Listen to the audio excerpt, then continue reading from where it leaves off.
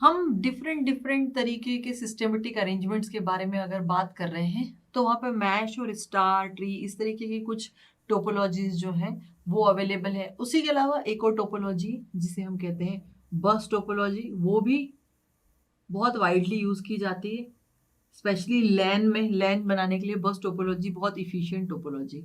तो इसको देखें कि बस टोपोलॉजी में अगर आप स्टार और मैश के बारे में बात करें तो वहां पर डेडिकेटेड लिंक्स जो थी वो अवेलेबल थी इन बिटवीन नोड्स, और अगर स्टार में बात करें तो वो पर्टिकुलर एक नोड से लेकर सेंट्रल हब तक अवेलेबल थी, तो डेडिकेटेड पाथ अवेलेबल।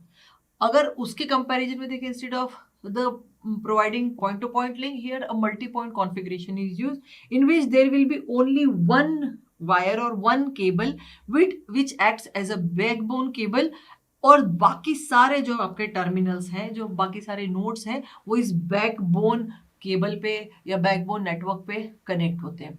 अब ये बैकबोन नेटवर्क पे कनेक्ट करने के लिए यहाँ पर इस तरीके से कनेक्शन होता है हर एक पर्टिकुलर टर्मिनल का या एक पर्टिकुलर नोड का। सो यहाँ दो चीजें हैं जो यूज की जा रही है, दो टर्मिनोलॉजी है what I am using here. One which is known as a link. ये लिंक जो है, ये लिंक कहाँ यूज हो रही है? इन्हें हम लिंक कहते थे स्टार में, अब इनको हम एक और टर्म यूज कर रहे हैं which is use as drop lines. ये ड्रॉप लाइन्स हैं जो कि हर एक पर्टिकुलर नोड को बैकबोन नेटवर्क पे कनेक्ट करता है। और दूसरा there is a term tap. This tap is nothing but ये एक बेसिकली कनेक्टर है, क्योंकि ये एक मेटालिक केबल है, उसको पंचर करना पड़ेगा, पेनिट्रेट करके उसके अंदर कनेक्शन करना है ताकि ये जो टर्मिनल है यहाँ पे कनेक्ट हो पाए। तो दिस टेप इज प्रोवाइडिंग, ये टेप जो टैप दिया हुआ है वो प्रोवाइड करता है कि वो ऊपर की लेयर जो है इसकी शीट हटा के मेटालिक केबल में इस टर्मिनल को कनेक्ट कर दिया जाए ताकि आपस में ये जुड़ सके और कम्युनिकेट कर पाए। तो इस बैकबोन नेटवर्क पे कनेक्ट करने के लिए हमारे पास किसी भी नोड को दो चीजें चाहिए, एक तो टैप और दूसरी है ड्रॉप लाइंस।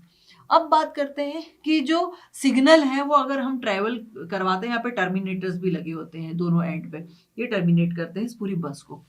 तो जैसे जैसे सिग्नल जो है ट्रेवल करता है किसी भी ट्रांसमिशन लाइन पे, तो उसकी सिग्नल की स्ट्रेंथ जो है वो कम होती जाती है, क्योंकि उसका मोस्ट ऑफ द पार्ट जो है हीट में कन्वर्ट होके वो वेस्ट हो जाता है। अब अगर यहाँ की बात करें, क्योंकि सिग्नल की अपनी स्ट्रेंथ है, तो नेचुरल है कि ये जो पर्टिकुलर नंबर ऑफ टर्मिनल्स हैं या नंबर ऑफ टैप जो है इस पे कनेक्ट होने वाले, उनके नंबर लिमिटेड हो जाते हैं, क्योंकि स्ट्रेंथ जो है सिग्नल की वो अगर यहाँ से लेके मैं मान लूँ कि 5 किलोमीटर बाद दूसरा टैप और वहाँ पे एक दूसरा टर्मिनल कनेक्टेड है, तो no it's not possible, there is some limitation, क्योंकि सिग्नल की स्ट्रेंथ उतनी ही रहेगी, यहाँ कोई रिपीटर्स नहीं लगे, कोई रीजनरेटर्स नहीं लगे।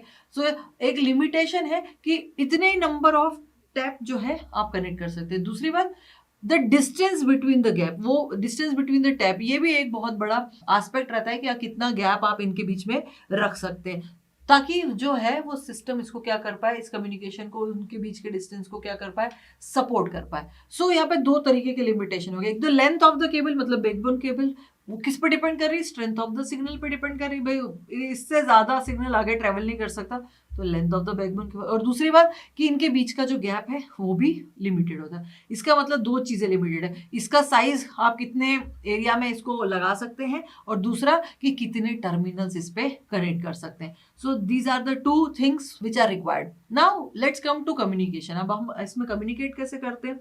यहाँ पर एक डेडिकेटेड पाथ होता तो बात अलग थी, ये कॉमन लिंक है। अब इस कॉमन लिंक को इन सारे टर्मिनल्स, मान लेते हैं ये A B C D 4 terminal है, तो इन चारों को इससे को यूज करना है, तो कैसे कम्युनिकेट करेंगे?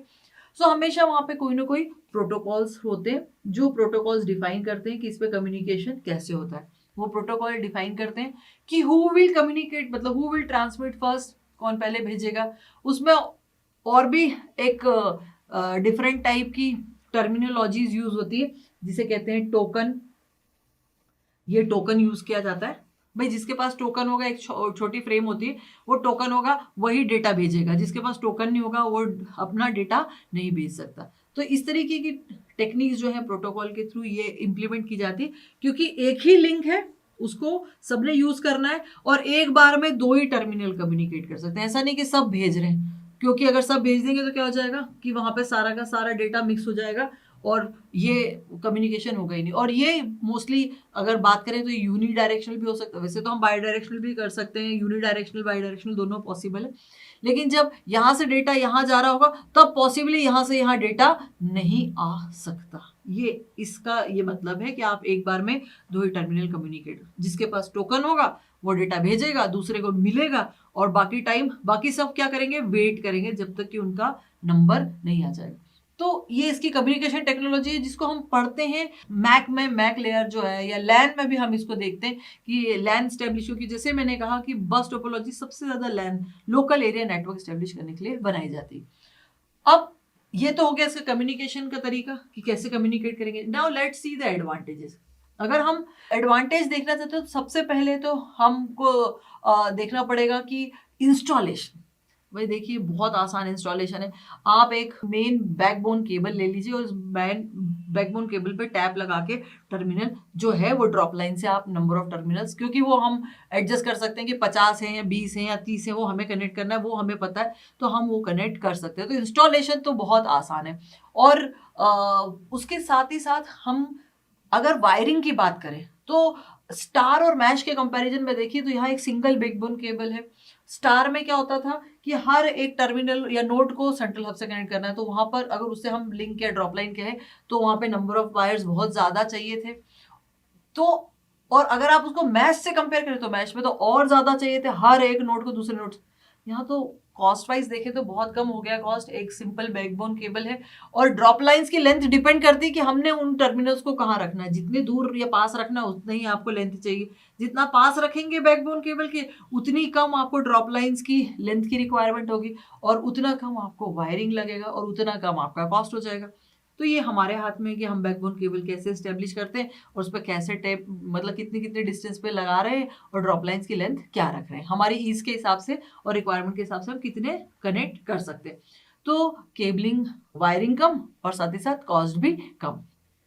बट जो अगर आप इसका डिसएडवांटेज देखें एट द सेम टाइम, कि अगर आपका बैकबोन केबल यहाँ पे कहीं पर ब्रेक हो गया, अगर बैकबोन केबल एडवांटेज था कि भाई एक ही केबल है, ये सारी फैसिलिटी प्रोवाइड कर रहा है, but at the same time अगर ये बैकबोन केबल आपका यहाँ पे कहीं पर टूट गया, तो मान लीजिए कि दिस बस is not at all possible कि ये काम कर पाएगी। क्यों? क्योंकि अगर मान लेते हैं कि इतना पोर्शन काम कर सकता है, लेकिन जो सिग्नल का रिफ्लेक्शन होता है मोस्टली वो एज ए नॉइज सिग्नल में फिर से आएगा। इसलिए ये बस जो है अगर बैकबोन केबल ब्रेक हो जाती है तो काम नहीं करता, कंप्लीटली डैमेज हो जाता है। तो ये एक इसका सबसे बड़ा ड्रॉबैक है। दूसरी बात कि अगर आपको इसकी लेंथ बढ़ानी है तो पूरा रीइंस्टॉलेशन, पूरा का पूरा रिकनेक्शन करना पड़ता है, ये थोड़ा सा डिफिकल्ट है। फिर इंस्टॉलेशन पहली बार का हो जाए तब तो ठीक है, लेकिन आपको फॉल्ट आइडेंटिफिकेशन करना और फॉल्ट आइडेंटिफाई करके सिस्टम को हटा के लगाना, ये करना आसान है, लेकिन फॉल्ट आइडेंटिफिकेशन आपके लिए थोड़ा सा मुश्किल हो जाता है। क्योंकि यहाँ पर जब भी आप बात कर रहे हैं कि केबल जो है एक एक पर्टिकुलर टर्मिनल पे पहले तो बैठ के देखिए कि भाई वो काम कर रहा है कि नहीं कर रहा है, काम कर रहा है कि नहीं कर रहा है, कौन सा खराब है, ये करना पड़ता है। तो यहाँ पे फॉल्ट आइडेंटिफिकेशन, क्योंकि कोई सेंट्रल बॉडी नहीं, कोई सेंट्रल हब नहीं जो ये बता दे कि no this link is not working, ये इससे सिग्नल नहीं आ रहा है, तो यहाँ पे हर एक टर्मिनल को इंडिविजुअली चेक करना पड़ता है। तो ये भी एक इसका ड्रॉबैक है। और दूसरी बात कि अगर आप इसके बारे में बात करें कि पूरे के पूरे अगर टोपोलॉजी की यूज के बारे में देखें कि हम इसको अगर स्टार या मैश के कंपैरिजन में देखें तो ये वाइडली यूज है क्योंकि मल्टी पॉइंट कॉन्फ़िगरेशन देता है। लेकिन साथ ही साथ इसका जो जो एडवांटेज है ये बैकबोन केबल, वही इसका क्या है, ड्रॉबैक बन जाता है कई बार। और दूसरी बात कि इसकी लेंथ जो है वो लिमिटेड है, मतलब आप इसको एक्सटेंड नहीं कर सकते। यूजुअली एक रूम के साइज का आप एक नेटवर्क स्टेब्लिश कर सकते हैं, या फिर थोड़ा और ज्यादा बढ़ा के एक बिल्डिंग के साइज का नेटवर्क आप स्टेब्लिश कर सकते हैं, नॉट मोर देन दैट। सो ये इसका एक लिमिटेशन हो सकता है। और वाइडली यूज होता है ये लैन में, लोकल एरिया नेटवर्क को स्टेब्लिश करने के लिए बस टोपोलॉजी वाइडली यूज की जाती है। So this is all about the advantages, disadvantage and how the communication is possible in बस टोपोलॉजी।